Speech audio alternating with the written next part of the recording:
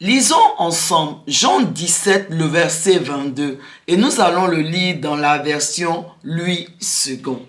Et c'est notre Seigneur Jésus qui parle. Il dit, « Je leur ai donné la gloire que tu m'as donnée, afin qu'ils soient un, comme nous sommes un. » Amen. Aujourd'hui, j'aimerais aborder avec vous la notion de l'unité. Et dans ce verset que nous venons de lire, notre Seigneur Jésus dit qu'il nous a donné sa gloire. La gloire que Dieu le Père, son Père, lui a donnée, afin que nous puissions expérimenter l'unité dans chaque domaine de nos vies, l'unité dans son église, l'unité dans le corps de Christ, parce que c'est ça, il faut que l'église arrive à cette dimension de corps de Christ. Et pour cela, l'église a besoin d'unité. Et cette unité dont l'église a besoin, elle se trouve dans la présence de Dieu, dans la gloire de Dieu. De même, dans nos mariages, nous avons besoin d'unité parce que la Bible dit que la finalité du mariage, c'est que les époux arrivent à former une seule chair, soit unis au point où il n'y aura plus deux personnes, mais il y aura une seule personne. De même, l'unité dans nos familles, dans nos maisons, véritablement se trouve dans la présence de Dieu. Donc, comme on l'a dit, la gloire de Dieu, c'est véritablement la présence de Dieu. Et c'est elle qui provoque l'unité. C'est elle qui vraiment produit l'unité. Et de façon concrète, comment est-ce que la gloire de Dieu produit l'unité? Écoutez, dans le livre de 1 Corinthiens 13, l'auteur nous parle de vraiment l'amour véritable. Et il nous dit que l'amour excuse tout. L'amour pardonne tout. C'est-à-dire que même lorsque quelqu'un te fait du mal, tu arrives à trouver une excuse à cette personne parce que tu l'aimes. L'amour vraiment est rempli de bonté. L'amour n'est pas n'envie personne. Véritablement, l'amour qui est décrit dans ce livre de 1 Corinthiens 13, c'est véritablement un amour, l'amour de Dieu, l'amour véritable. Et pour atteindre ce niveau d'amour, nous devons être dans la présence de Dieu. C'est que la gloire de Dieu, la présence de Dieu qui peut nous conduire à ce genre d'amour. Et qu'est-ce que j'essaie de dire de façon concrète?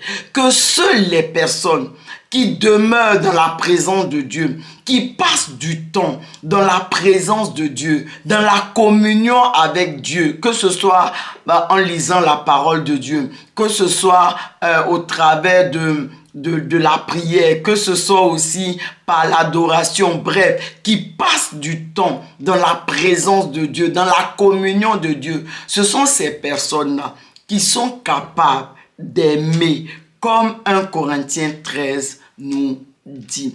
Et véritablement, cet amour-là, c'est lui qui va produire, qui va nous conduire à cette unité. Et l'unité, elle est importante parce que souvenez-vous du peuple d'Israël lorsqu'il devait aller conquérir la terre promise. La Bible nous a montré que la première génération des enfants d'Israël qui sont sortis d'Égypte, ils n'ont pas pu entrer dans la terre promise.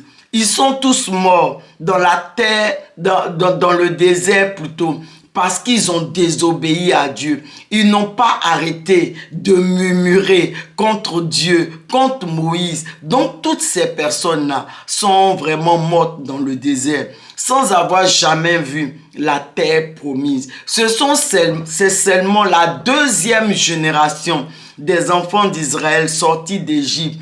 Et Josué et Caleb qui faisaient partie de la première génération. Mais parce qu'ils ont obéi à Dieu, ils ont marché dans la crainte de Dieu. Alors Josué et Caleb, eux, ont pu entrer dans la terre promise. Ils ont pu posséder cette terre de Canaan. Mais ce que j'essaie de dire, c'est que pour posséder la terre promise, la terre de Canaan, le peuple de Dieu, ils se sont unis parce qu'il y a eu certaines personnes certaines tribus qui avaient déjà reçu leur héritage. Mais ces tribus-là ont continué à s'associer aux autres tribus pour vraiment posséder toute la terre promise avant que chacun aille dans son héritage. Pour dire que l'unité, c'est vraiment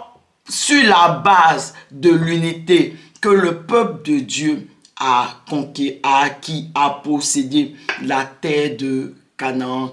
Et de même, nous aujourd'hui, en tant qu'Église, si l'Église veut posséder vraiment son héritage en tant qu'enfant de Dieu, en tant qu'épouse de Jésus-Christ, l'Église doit être une Église unie. L'Église doit se lever comme un seul corps. Nous avons beaucoup de dénominations, nous avons des frères et des sœurs qui ne sont pas dans les mêmes communautés que nous, mais la Bible nous montre que l'Église doit se lever comme un seul corps, parce que l'Église est effectivement un seul corps. Et c'est seulement en ce moment-là que l'Église pourra remporter toutes ces batailles, que l'Église pourra posséder son héritage. Et c'est cette unité-là, c'est pour avoir cette unité que Jésus dit, il nous a donné sa gloire. Il nous a donné cette gloire que son Père, Dieu le Père, lui a donnée, afin que nous soyons, en tant qu'Église, en tant que vraiment corps du Christ, que nous soyons un pour remporter toutes nos batailles. Et l'unité, en dehors de l'Église, nous avons également besoin d'unité dans nos couples, dans nos mariages. Parce que la Bible dit, en parlant du mariage, que les deux ne feront plus qu'une seule chair. Pour dire que même dans le mariage, la finalité du mariage, c'est l'unité. Les conjoints doivent être unis. Ils doivent former un. Et c'est dans la présence de Dieu que se trouve cette unité, que le couple peut avoir cette unité. Ce couple peut arriver à cette dimension d'unité. J'ai envie de dire que seules les personnes qui passent du temps dans la présence de Dieu, dans la communion avec Dieu, ce sont que ces personnes-là qui vraiment atteignent ce niveau d'unité dont vraiment la présence de Dieu produit. Et souvenez-vous également de Moïse dans l'ancienne alliance. Et avec Moïse, on comprend bien vraiment la gloire de Dieu, ce que c'est. Parce que la Bible nous montre que à un moment donné, Moïse est monté sur la montagne. Il allait récupérer les tables de pierre et il a passé 40 jours, 40 nuits sur la montagne pour recevoir ces tables de pierre, les tables de la loi plutôt. Et lorsque Moïse est redescendu de la montagne avec les tables de pierre, la Bible nous dit que le visage de Moïse vraiment, ça brillait. Il y avait la gloire de Dieu sur le visage de Moïse. Et par après, lorsque Moïse, le tabernacle aussi avait été bâti, lorsque Moïse allait dans le tabernacle pour parler avec Dieu, il ressortait de là vraiment avec vraiment le visage vraiment rempli, couvert par la gloire de Dieu. Et la Bible nous montre que pour cacher son visage au peuple, Moïse mettait sur lui un voile qui empêchait le peuple de voir cette gloire qui était sur le visage de Moïse. Et là, ça nous interpelle parce que ce voile que Moïse utilisait pour mettre sur son visage, pour pas que le peuple voie la gloire de Dieu, ce voile-là est une image de la chair.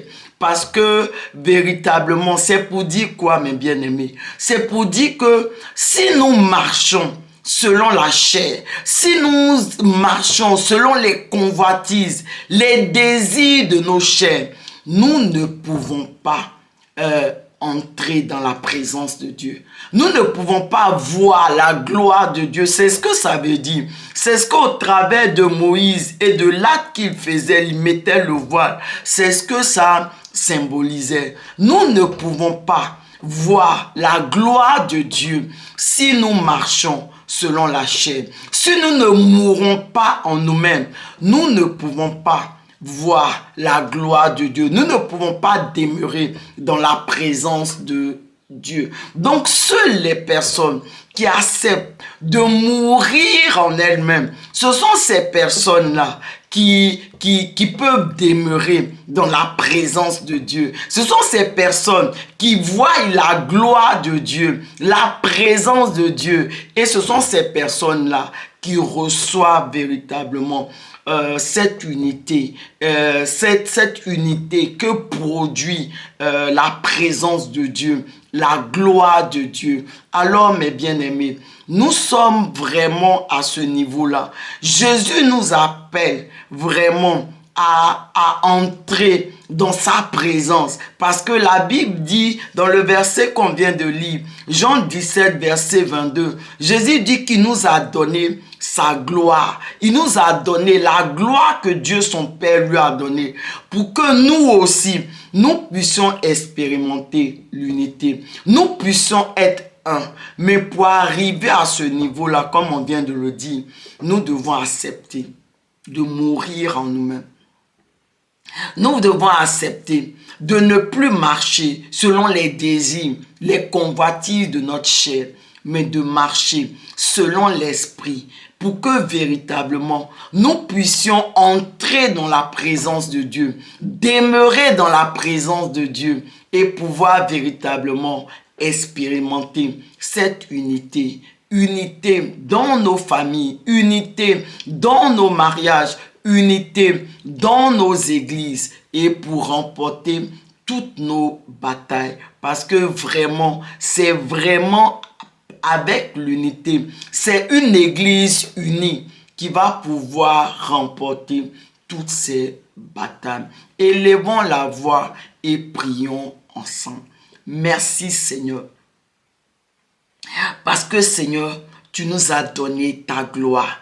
Et Seigneur, alors que nous te prions, Seigneur Jésus, fortifie-nous Seigneur, à mourir en nous-mêmes Seigneur, à briser, à crucifier notre chair, à briser notre chair, pour que véritablement nous puissions entrer dans ta présence, dans cette gloire que tu nous as donnée et pouvoir véritablement à nous aimer de vraiment selon cet amour de 1 Corinthiens 13, d'un amour qui pardonne, d'un amour qui n'envie point, d'un amour vraiment véritable, afin que véritablement nous puissions parvenir à l'unité dans tous les domaines de nos vies et que l'Église en elle-même, partout dans les nations, elle se lève comme un seul corps pour remporter